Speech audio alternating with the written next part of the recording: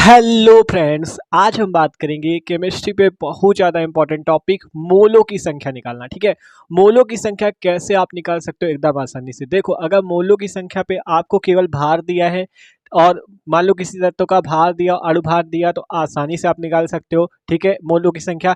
लेकिन कहीं आपको कणों की संख्या दे दी जाए या एसटीपी पर आयतन दे दिया जाए, तब मोलों की संख्या कैसे निकालोगे। देखो, अगर सिंपल भार दिया, मान लो सोडियम का भार इतना है, मान लो 23 है, अणुभार भी 23 है, तो आप आसानी से मोलों की संख्या निकाल लोगे।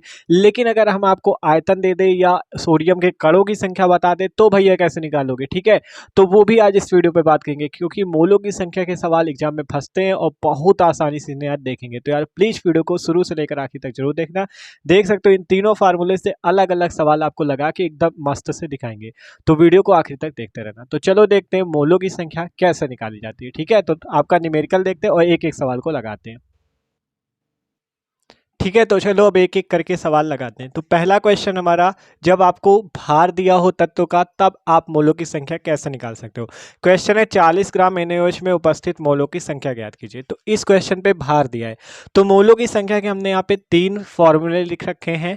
पहला फॉर्मूला है मोलों की संख्या बराबर होता है ग्राम भार बटा अणुभार। मतलब जिस तत्व का आपको मोलों की संख्या निकालनी है, उसका आप भार रख दीजिए और बटे में उसका अणुभार रख दीजिए। अभी निकालना बताएंगे अणुभार भी, वो रख दीजिए। आप आसानी से मोलों की संख्या निकाल सकते हो। लेकिन अगर आपको मान लो उस तत्व या पदार्थ के कणों की संख्या दे जाए, आपको कणों की संख्या दे दे, तब आप कैसे निकालोगे। तब आपको फॉर्मूला लगाना है मोलों की संख्या बराबर कणों की संख्या बटे में अवोगाद्रो संख्या या एवोगाद्रो संख्या, जिसका नाम होता है Na बराबर 6.02 इंटू 10⁻23। ठीक है, और अगर आपको आयतन दे दिया जाए, ठीक है, आपको मान लो पदार्थ का आयतन दे दे, ठीक है, तब कैसे निकालोगे।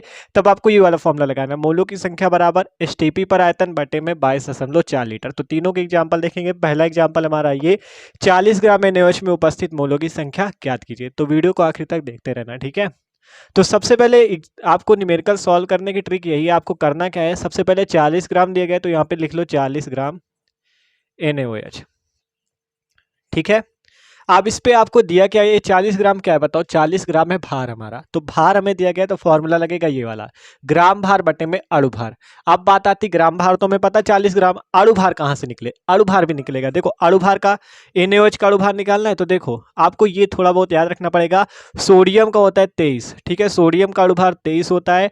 ऑक्सीजन का होता है 16 और हाइड्रोजन का होता है 1। देखो सोडियम का अणुभार 23, ऑक्सीजन का 16, हाइड्रोजन का 1 होता है। अगर आप इसे जोड़ दोगे तो यहाँ पे कितना आ जाएगा, 23 और 16 जोड़ो, 23 से 29 39 और 1 मिला के 40।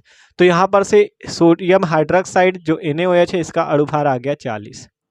ठीक है, अब हमें भार भी पता चल गया, अणुभार भी पता चल गया। देखो भार हमें दिया था 40 ग्राम NaOH, अणुभार निकालना है। सोडियम का 23 होता है, ऑक्सीजन का 16 होता है, हाइड्रोजन का 1 होता है, तो आ गया 40। ठीक है, अणुभार भी पता चल गया। आप सिंपल फॉर्मूला लगा देना, मोलों की संख्या निकल आएगी। तो लगाते हैं मोलों की संख्या बराबर, मोलों की संख्या बराबर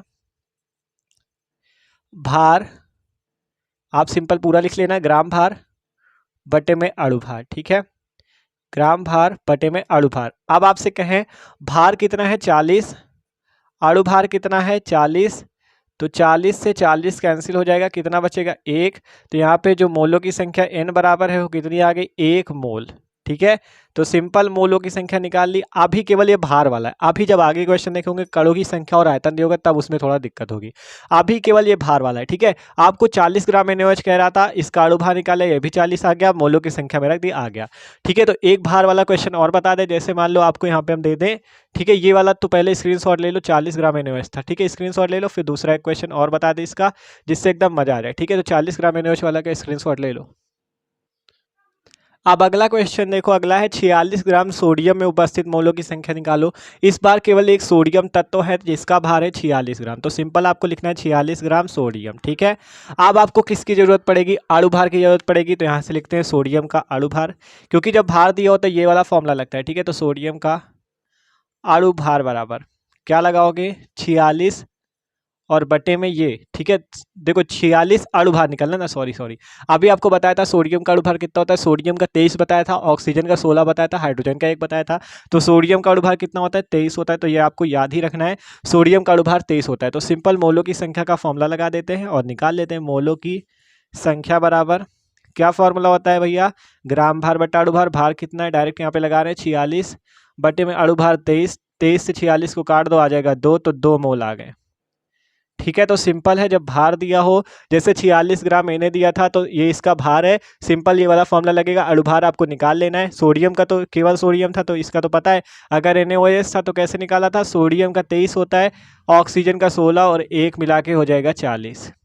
ठीक है, तो एकदम आसान है। आप देखो ये भार वाला हो गया। अगला क्वेश्चन देखते हैं जिसपे कणों की संख्या दी होगी, उस पे मोलों की संख्या कैसे निकाले। तो इसका भी स्क्रीनशॉट लेना चाहो तो ले लो। आप देखो अगला सवाल हमने अणुओं की संख्या पे लिया है। आपका क्वेश्चन है 0.2 मोल H2 अणुओं का द्रव्यमान और उसमें उपस्थित अणुओं की संख्या बताइए। ठीक है, इसी टाइप का क्वेश्चन आपका एग्जाम में भी पूछा जाता है। इस क्वेश्चन को थोड़ा कठिन लग रहा होगा लेकिन एकदम आसान है, 2 मिनट में कर लोगे। बस ये वाला फॉर्मूला लगाना है कणों की संख्या वाला, क्योंकि आपको अणुओं या कणों की संख्या निकालनी एकदम आसानी से लग जाएगा। अभी देखते रहना, ठीक है, बस आखिरी तक देखना वीडियो को। देखो इसी टाइप के फंसने भी है। देखो 0.2 मोल दिया है तो 0.2 मोल, अभी आपको मोलों की संख्या का मात्रक बताया था मोल होता है, तो सिंपल ये आपको मोलों की संख्या दी गई। डायरेक्ट इस बार क्वेश्चन पे आपको मोलों की संख्या दे दिया गया, क्योंकि एग्जाम में जिस टाइप के सवाल पूछे जाते हैं उसी टाइप के आपको बता रहे हैं। ठीक है, क्या होगा 0.2 मोल, क्योंकि मात्रक आपको इतनी देर से लिखा रहे हैं, आंसर लिखते थे मोल, तो मोलों की संख्या का ही मात्रक मोल होता है, तो मोलों की संख्या 0.2 मोल दिए गए। अब आपसे कह रहा है अणुओं का द्रव्यमान, किन अणुओं का, H2 अणुओं का द्रव्यमान ज्ञात कीजिए और उसमें उपस्थित H2 अणुओं की संख्या ज्ञात कीजिए। मतलब ये क्वेश्चन आपसे 2 चीज पूछ रहा है, H2 अणुओं का द्रव्यमान बताओ और क्या बताओ, अणुओं की संख्या बताओ। अणुओं की संख्या तो इस फॉर्मूले से निकलेगी, देखो कणों की संख्या या अणुओं की संख्या एक ही बात होती है। पहले निकाल लेते H2 अणुओं का द्रव्यमान, एकदम आसानी से ये तो निकल आएगा यार, इसमें तो कुछ नहीं है। ठीक है, क्वेश्चन थोड़ा बड़ा दिखा रहा है, ठीक है, लेकिन है एकदम आसान। H2 अणुओं का द्रव्यमान, अभी जब भैया आपने NaOH का निकाला था अणुभार, तो सोडियम का 23 बताया था, ऑक्सीजन का 16 बताया था, हाइड्रोजन का 1 बताया था। हाइड्रोजन का अणुभार कितना होता है, 1 होता है, तो सिंपल 2 हाइड्रोजन तो 1 गुणे 2 बराबर 2, ले द्रव्यमान निकाल लिया आपने। ठीक है, एकदम आसान है, कुछ भी, बस सवाल थोड़ा बड़ा लग रहा है। देखो H2 अणुओं का द्रव्यमान, 2 हाइड्रोजन है, 1 हाइड्रोजन का 1 होता है, देखो यहाँ पर से 1 हाइड्रोजन का 1, 2 हाइड्रोजन तो 1 गुणे 2 बराबर 2। ठीक है, इसका हो गया। आप देखो अब कह रहा है H2 अणुओं की संख्या बताओ। अब आपको निकालना H2 अणुओं की संख्या, H2 अणुओं की संख्या बराबर वाट, ठीक है, बराबर निकालना है। वो कैसे निकलेगा, इस वाले फॉर्मूले से, सिंपल फॉर्मूला लगा दो, मोलों की संख्या बराबर, मोलों की संख्या बराबर फॉर्मूला क्या होता है, देखो डायरेक्ट हम यहां से रखेंगे, कणों की संख्या पूछ रहा है, कणों की संख्या, कणों की संख्या, आपको पूरा फॉर्मूला लिखना है नीचे, कणों की संख्या बटे में अवोगाद्रो संख्या, लेकिन अवोगाद्रो संख्या का मान ये होता है 6.02 इंटू 10⁻23, तो हम डायरेक्ट इसकी वैल्यू यहाँ पे रखे दे रहे हैं। ठीक है, आप 2 लाइन में लिख लेना, पहले लिखोगे कणों की संख्या बटे अवोगाद्रो संख्या, फिर इसके नीचे वाले में इसका मान रखोगे। ठीक है, तो 6.02 इंटू 10⁻23। ठीक है, सिंपल ये हो गया। देखो इस अवोगाद्रो संख्या की वैल्यू रख दी। आप देखो मोलों की संख्या में पता है 0.2 मोल इक्वल टू कणों की संख्या को अगर n मान लें और नीचे कितना हो जाएगा 6.02 इंटू 10⁻23। अब यहाँ से n का मान निकालना है तो इसको इधर भेज दो, तो 0.2 इंटू 6.02 इंटू 10⁻23 गुणा कर दो, आंसर आ जाएगा।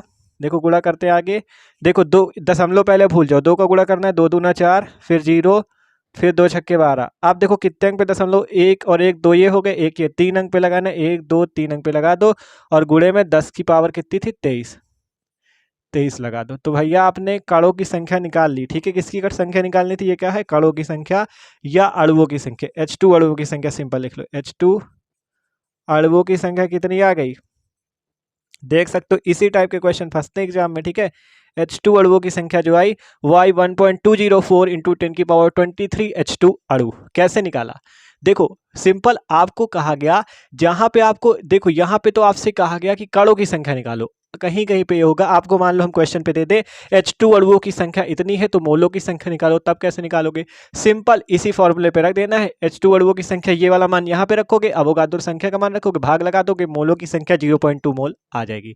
तो मतलब आपको बड़े क्वेश्चन तक ले जा रहे हैं जिससे एग्जाम में फंसो ना। ठीक है, सिंपल आपको 0.2 मोल दिया है, मात्रक देख के समझ जाओ, मोलों की संख्या दी गई है, तो यहाँ पे मोलों की संख्या लिख दी 0.2 मोल। अणुओं का द्रव्यमान, और उसमें उपस्थित H2 अणुओं की संख्या बताओ।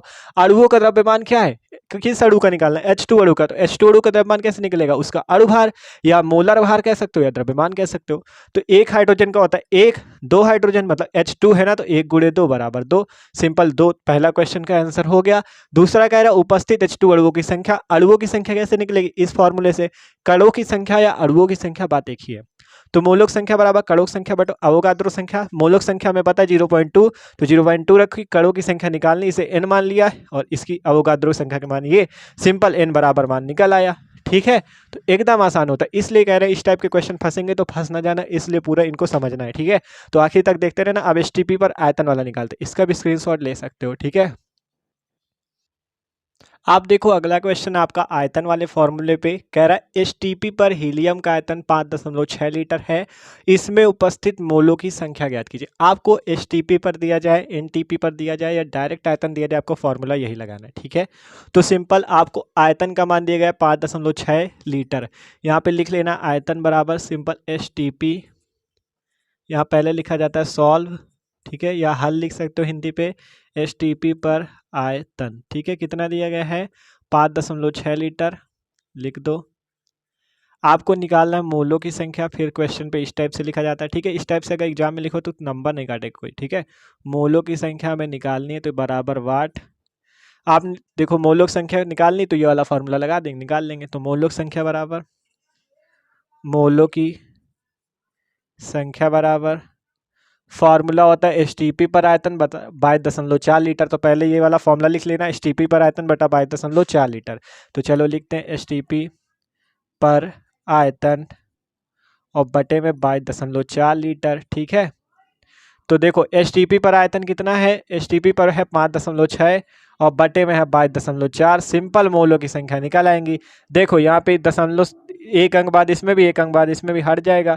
अब जब इसका मान निकालोगे तो 0.25 मोल आ जाएगा। ठीक है, भाग दे लेना।